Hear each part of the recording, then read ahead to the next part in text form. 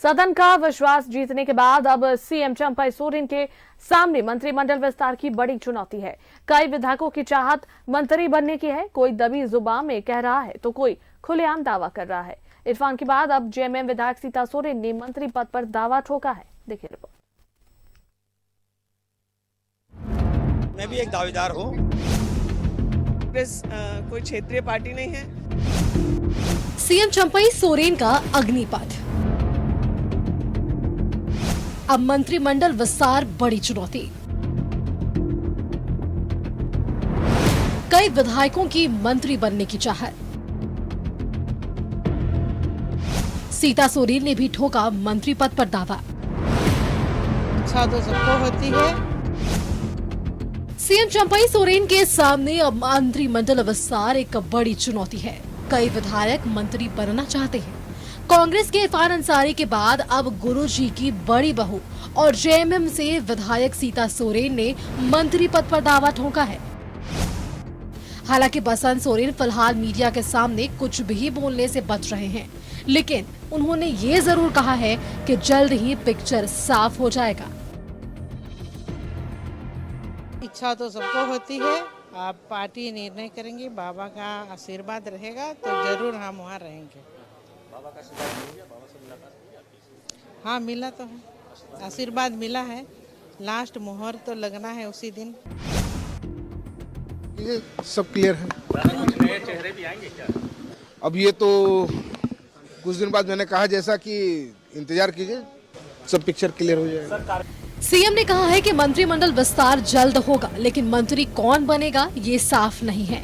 मंत्री पद को लेकर प्रदीप यादव साफ तौर पर कुछ भी बोलने से बच रहे हैं, लेकिन उन्होंने ये जरूर कहा है कि पार्टी जो भी जिम्मेदारी देगी वो उसे निभाने के लिए तैयार है।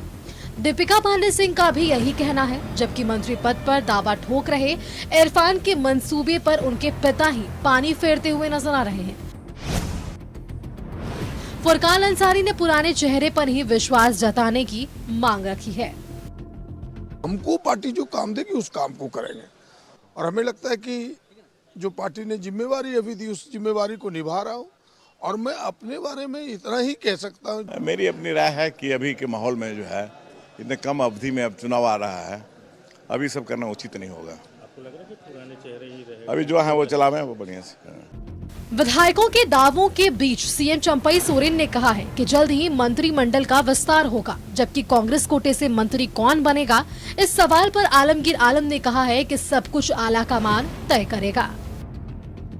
जल्दी हो जाएगा, आप लोग कोई चिंता नहीं करें। देखो, जिसका पास कोई मुद्दा नहीं रहता है तो उसी तरह का कोई एक ठो बात बोल के उसको टाइम बिताना है। और इसमें कोई रेस और कोई ये नहीं है। हमारा आलाकमान जो निर्णय कर देता है वो सर्वोपरि होता है, उनका भी है।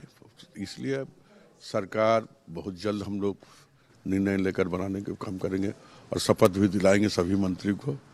मंत्री पद को लेकर विधायकों के दावे पर बीजेपी ने चुटकी ली है। भानु प्रताप शाही ने कहा है कि मंत्री पद को लेकर सबसे ज्यादा सिर फुटबॉल कांग्रेस में है।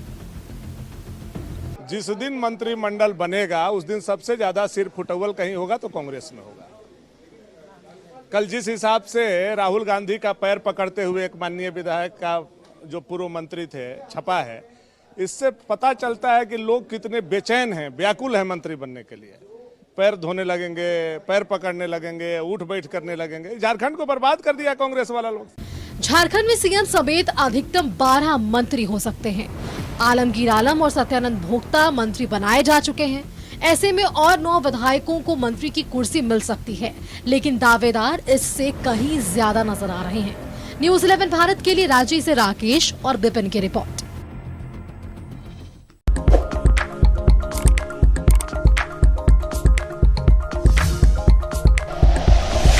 Like and share videos, subscribe करें हमारा चैनल और प्रेस करें बेल आइकॉन। न्यूज़ 11 भारत, सच है तो दिखेगा।